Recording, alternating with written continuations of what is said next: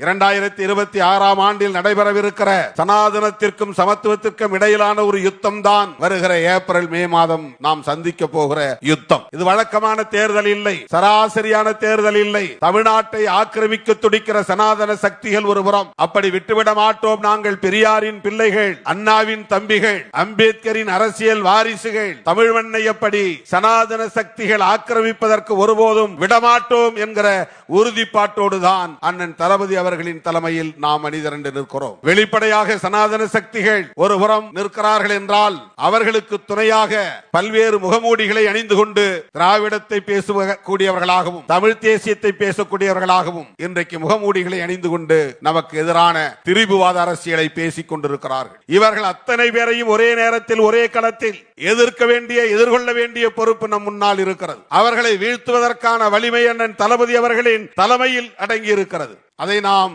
உணர்ந்த நிலையில்தான் அண்ணன் வைகோ அவர்களாக இருந்தாலும் சரி, மேடையில் அமர்ந்திருக்கிற அத்தனை தலைவர்களும் சரி, நாம் கைகோர்த்து நிற்கிறோம், உறுதிப்பாட்டோடு நிற்கிறோம். இன்றைக்கு நாம் தமிழ் என்று பேசுகிறோம் என்றால் அது திராவிடத்தால் தான் உயிர்ப்போடு இருக்கிறது. திராவிடம் என்பது தமிழ் தேசியத்திற்கு எதிரானதல்ல, தமிழுக்கு எதிரானதல்ல, தமிழனுக்கு எதிரானதல்ல, தமிழ் மண்ணுக்கு எதிரானதல்ல.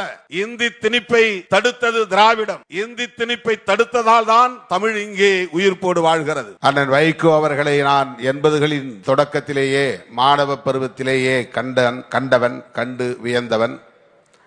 அவர் எங்கே உரையாற்றினாலும் அங்கே சென்று அவருடைய உரைகளை கேட்பதில் மிகுந்த ஆர்வம் கொண்டவன்.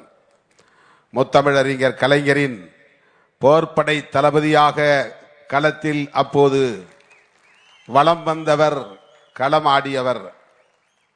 அன்றைக்கு அவரிடம் கண்ட அதே வேகம், அதே வீரியம் பல 10 ஆண்டுகளை கடந்த நிலையிலும் இன்றும் நீடிக்கிறது என்பது பெரும் வியப்பை தருகிறது. அது மட்டுமில்லாமல் ஏற்றுக்கொண்ட கொள்கையில் பகுத்தறிவு பகலவன் தந்தை பெரியாரும் பேரறிஞர் அண்ணாவும் விதைத்த சமத்துவ கொள்கையில் இன்னும் உறுதிப்பாட்டோடு விளங்குகிறார் என்பதற்கு சான்றாக இந்த சமத்துவ நடைபயணம் விளங்குகிறது. அவருடைய கொள்கை உறுதிப்பாட்டின் ஒரு சான்றாக இது அமைந்திருக்கிறது. செந்தில் அதிபன் அவர்கள் இங்கே அடுக்கினார். 1986 இருந்து 2018 வரையில் தொடர் நடைபயணங்கள் 10 முறை இதுவரையில் தமிழகத்தில் 6000 கிலோமீட்டர் நடைபயணம் மேற்கொண்ட பெருமைக்குரியவர் என்பதை எடுத்துரைத்தார். அந்த நடைபயணங்கள் எல்லாம் வெவ்வேறு கோரிக்கைகளுக்கான நடைபயணங்களாக அமைந்திருந்தன. இந்த 11வது நடைபயணம் தம்முடைய கொள்கை இலக்கை எடுத்துரைக்கக்கூடிய ஒரு நடைபயணமாக, மிகவும் சிறப்புக்குரிய ஒரு நடைபயணமாக, ஜனநாயக சக்திகள் அனைவரும் ஆதரிக்க வேண்டிய ஒரு நடைபயணமாக அமைந்திருப்பது போற்றுதலுக்குரியது, மகிழ்ச்சி அளிக்கிறது. சொல்லப்போனால் சமத்துவத்திற்காக போராடக்கூடிய நாம் அனைவரும் அவரோடு இந்த நடைபயணத்தில் இணைந்தே நடக்க வேண்டும். அத்தனை சிறப்புக்குரிய ஒரு நடைபயணம் இது. பெரியார் இயக்கம் கண்டது சமத்துவத்திற்காகத்தான். பேரறிஞர் அண்ணா அரசியல் களத்தில் அடியெடுத்து வைத்ததும் சமத்துவத்திற்காகத்தான். முத்தமிழறிஞர் கலைஞர் 1/2 நூற்றாண்டு காலம் இந்த மண்ணில் அரசியல் செய்ததும் சமத்துவத்திற்காகத்தான்.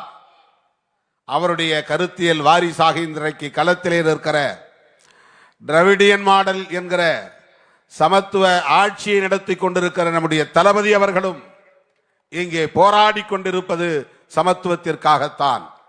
மேடையில் அமர்ந்திருக்கிற அத்தனை தலைவர்களின் நோக்கமும், கூடியிருக்கிற நம்முடைய அனைவரின் நோக்கமும், இறுதி இலக்கும் சமத்துவத்திற்காகத்தான். நம்மை எல்லாம் மனிதர்களாய் தலைநிமிர வைத்த புரட்சியாளர் அம்பேத்கர் அவர்களும், பகுத்தறிவு பகலவன் தந்தை பெரியார் அவர்களும் இந்த மண்ணில் தம் இறுதி மூச்சு வரையில் உரத்து பேசியதும், ஓடி ஆடி பணியாற்றியதும், தம் வாழ்வை முழுமையாக ஒப்படைத்துக் கொண்டதும் சமத்துவத்திற்காகத்தான். நம்முடைய கூட்டணி சமத்துவத்திற்கான கூட்டணி. ஆனால் நம்முடைய சமத்துவத்திற்கு எதிராக களத்திலே நிற்பவர்கள் சனாதன சக்திகள், பாகுபாடுகள் நிலைத்திருக்க வேண்டும் என்று விரும்பக்கூடியவர்கள், பிறப்பின் அடிப்படையில் உயர்வு தாழ்வு நீடிக்க வேண்டும் என்று போராடி கொண்டிருப்பவர்கள். ஒருபுறம் சனாதன சக்திகள், இன்னொரு புறம் ஜனநாயக சக்திகள். ஜனநாயக சக்திகள் தான் இன்றைக்கு அண்ணன் தளபதியின் தலைமையில் ஒருங்கிணைந்து நிற்கிறோம். இந்தியாவுக்கே வழிகாட்டக்கூடிய ஒரு கூட்டணி அரசியலை தளபதி அவர்கள் இன்றைக்கு முன்னெடுத்து நடத்தி கொண்டிருக்கிறார். மதச்சார்பின்மை, சகோதரத்துவம், சமத்துவம் என்பதுதான் இன்றைக்கு இந்தியா முழுவதும் நாம் பேசுகிற அரசியல். அந்த அரசியலுக்கு இன்றைக்கு தலைமை வகிக்கக்கூடிய ஆற்றல் பெற்ற ஒரு தலைவராக நம்முடைய தளபதி இருப்பதால் இந்த நடைபயணத்தை தொடங்கி வைப்பதிலே முழு பொறுப்பும் தகுதியும் ஆற்றலும் வலிமையும் அண்ணன் தளபதிக்கு உண்டு. அந்த வகையிலே வைகோ அவர்கள் தொடங்குகிற இந்த சமத்துவ நடைபயணத்தை அவர் தொடங்கி வைக்க வந்திருப்பது சால பொருத்தமானது. 2026 ஆண்டில் நடைபெறவிருக்கிற சனாதனத்திற்கும் சமத்துவத்திற்கும் இடையிலான ஒரு யுத்தம் தான் வருகிற ஏப்ரல் மே மாதம் நாம் சந்திக்க போகிற யுத்தம். இது வழக்கமான தேர்தல் இல்லை, சராசரியான தேர்தல் இல்லை. தமிழ்நாட்டை ஆக்கிரமிக்க துடிக்கிற சனாதன சக்திகள் ஒருபுறம். அப்படி விட்டுவிட மாட்டோம். நாங்கள் பெரியாரின் பிள்ளைகள், அண்ணாவின் தம்பிகள், அம்பேத்கரின் அரசியல் வாரிசுகள்.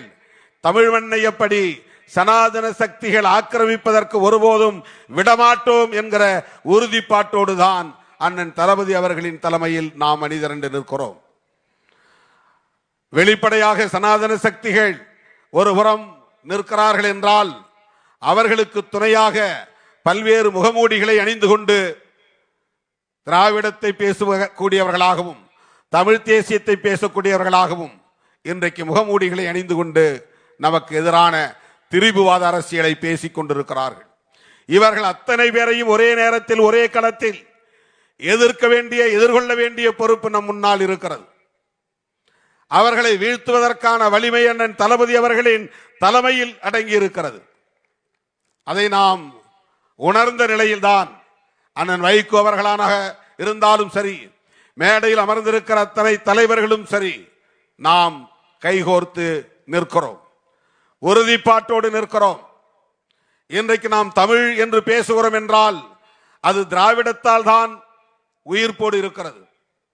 திராவிடம் என்பது தமிழ் தேசியத்திற்கு எதிரானதல்ல, தமிழுக்கு எதிரானதல்ல, தமிழனுக்கு எதிரானதல்ல, தமிழ் மண்ணுக்கு எதிரானதல்ல. இந்தி திணிப்பை தடுத்தது திராவிடம். இந்தி திணிப்பை தடுத்ததால் தான் தமிழ் இங்கே உயிர்ப்போடு வாழ்கிறது.